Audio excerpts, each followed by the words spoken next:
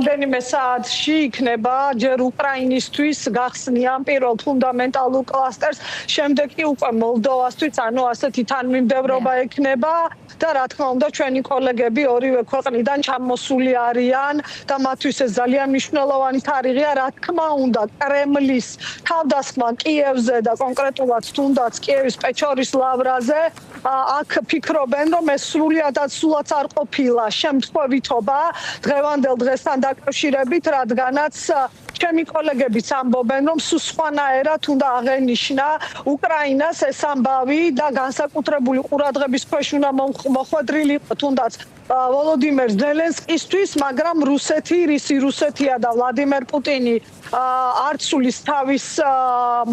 ესე ვთქვათ სტილს და სწორედ დღეს აქ ყველა ფიქრობს, რომ დღევანდელი დღე არ იყო უბრალოდ დამტყვევა. მაგრამ მიუხედავად ამისა, რა თქმა უნდა, ისტორიული დღე არის და როგორც შენ თქვი, მეგაორშაბათი, ასე აფასებს ევროკავშირი და სხვათა შორის დღეს ასევე მარტაკოსმა თქვა, რომ რაც ბოლო 17 თვეში გავაკეთეთო გაფართოების კუთხითო, ბოლო 15 წელი ერთად არ გაგვიკეთებია ეს ყველა პერიოდი შენს კარგად იცი სოფო რომ წინა ადმინისტრაცია ევროკავშირის პირდაპირ ღიად ამბობდა რომ გაფართოება არ იქნებოდა და მხოლოდ უკრაინაში შეჭრამ დაძრა ეს საკითხი და მართლაც ძალიან წამწუხაროა რომ საქართველოს საერთოდ ჩამოშორდა ტრიოს, აღარც ტრიო არსებობს და აღარც საქართველოს მოიაზრება და სხვათა შორის დღეს ვფიქრობდი და მახსენდებოდა შენს გემახსოვრება თავიდან რაღაცნაირად საქართველოს რო ნელ-ნელა უკუსლა დაიწყო განცხადებებში ევროკავშირის ლიდერების, პოლიტიკოსების, მინისტრების ასეთი ფორმულირება იყო, რომ უკრაინა, მოლდოვა და პერსპექტივაში საქართველოს. ახლა პერსპექტივაში საქართველოსაც აღარ ხსენებ და საერთოდ საქართველოს არ ახსენებენ. ერთადერთი ისევ ჩვენ ჟურნალისტები თუ დავსვამთ შეკითხვას და ამ ხრივას დღეს რამდენიმე მინისტრთან ჰქონდა საშუალება შეკითხვის დასმის და ყველა ისევ იგივეს იმეორებს, რომ ქართული ხალხის გვერდით დგას და ქართულ ხალხს ახლა უკვე ნახეთ როგორ შემოტრიალდა ვითარება, რომ მინისტრები გვეუბნებიან, რომ აი შეხედეთ სომხეთს, რომ შესაძლებელი ყველაფერია, არ დაკარგოთ იმედი, გააგრძელეთ ბრძოლა და სომხეთი აი არის იმის მაგალითი, როგორ შეიძლება ქვეყანა შემოbrunდეს დემოკრატიისკენ, განვითარებისკენ და ევროპისკენ და რაც შეეხება ქართულ ოცნებას და იმ პოლიტიკურ ჯგუფს, რომელიც დღეს ხელისუფლებაშია, მათზე დიდად აღარც არაფერს არ ამბობენ. ფაქტი მათთვის ერთია, რომ არსად ევროკავშირში ამ პოლიტიკურ ძალას არ მიყავს ქვეყანა. ანუ მოცემულობა არის ძალიან ცხადი, საქართველოს პერსპექტივაშიც არ გაჩნდება ევროკავშირის თუ აქ არ იქნება ცვლილება, იმიტომ რომ ყველა დარწმუნდა ალბათ ევროკავშირის ლიდერშიპი ამაზე მიუთითებს მათი ყველა განცხადება, რომ ამ რეჟიმის პირობებში ევროკავშირთან წინსვლა უბრალოდ არ იქნება,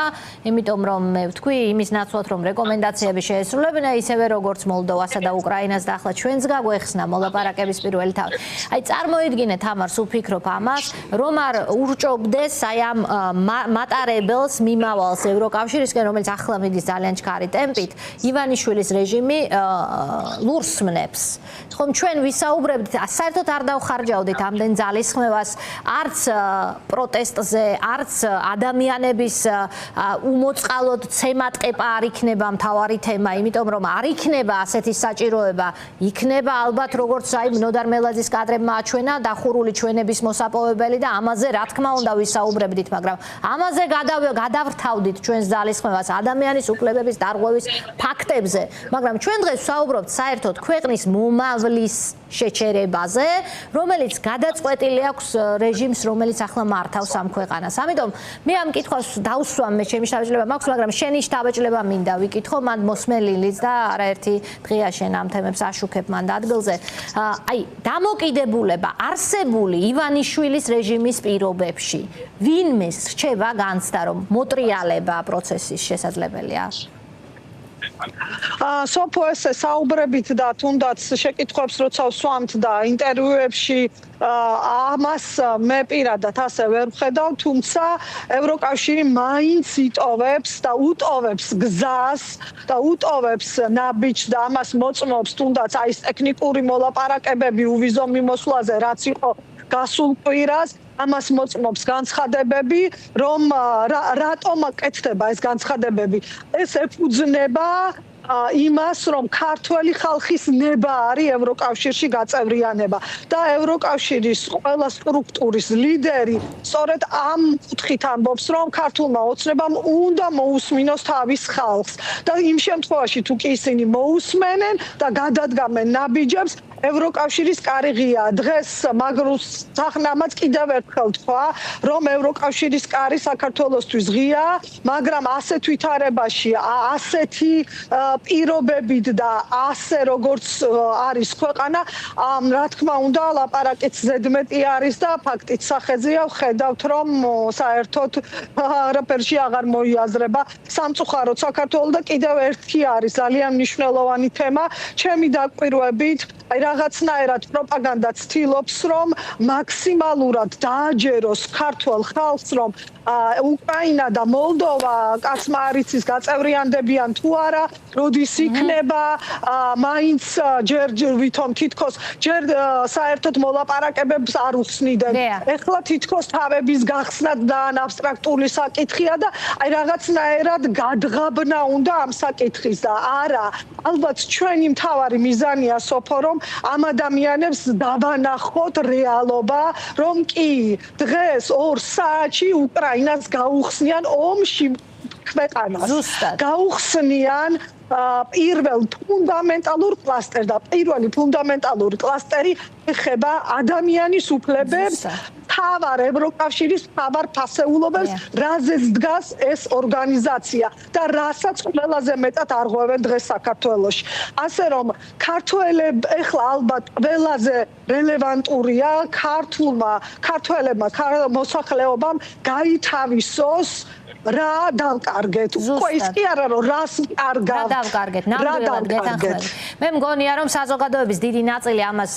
კარგად ვერ აცნობიერებს, მართლა ასე მგონია. აი და პარალელს მოვიყვან, მიუხედავად იმისა, რომ ყველა მიცის პოლიციელების ქცევა, ჩვეულებრივი ქცევა, ძალადობა, ამ კადრების ნახვამ, რომელიც ნოდარ მელაძის შაბათმა გაასაჯაროვა, ხომ, მაინც ძალიან დიდი შოკი გამოიწვია. მიუხედავად იმისა, რომ ჩვენ ვიცით, რომ ეს ასეა, ქცევა, ეს არაერთი ადამიანი ყვებოდა ამას და ჩვენ 2024-2025 წლებში ეს პირდაპირ ეთერში გვაქვს ნანახი, ხომ, როგორ ექცევიან ადამიანებს, მაგრამ ამის მიუხედავად ამის ნახვა იყო მაინც შოკის მომგვრელი. აი ზუსტად ასეა, მგონია რომ ამ პროცესს, რომელსაც აი ცხვირწინ ართმევს ივანიშვილი ახლა ქართულ საზოგადოებას, უბრალოდ ვერ ხედავს ბევრი მათგანი, რომ ეს არის ნამდვილად ისტორიული შანსი, დამერწმუნები ალბათ ამაში და დამეთანხმები უფრო სწორად, რომ ეს არის შანსი, რომელიც ყოველთვის არ იხსნება, როცა შენ დახვდები მზად როგორც ქვეყანა. დღეს არის გახსნილი და ამის არ გამოყენებას ძალიან ცდილობს რუსეთი ივანიშვილის ხელით. ეს არის მოცემულობა სამწუხაროდ.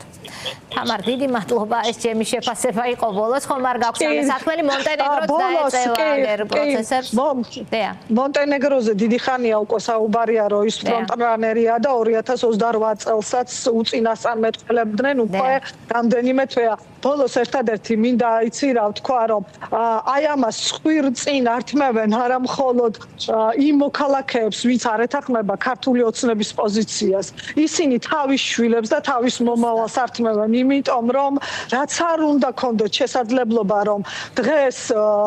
ფინანსურად არად მდგომ ადამიანებმა თავისი შვილები სწორედ ფინანსების მეშვეობით ევროპას აზიარონ, ხვალ შეიძლება ისე ჩაიკეტოს ყველაფერი, რომ ფინანსებითაც ვერ შემოაღწევენ ამ სივრცეში და მე ისინიც მიხვდებიან რა დაუკარგეს თავის მომავალს.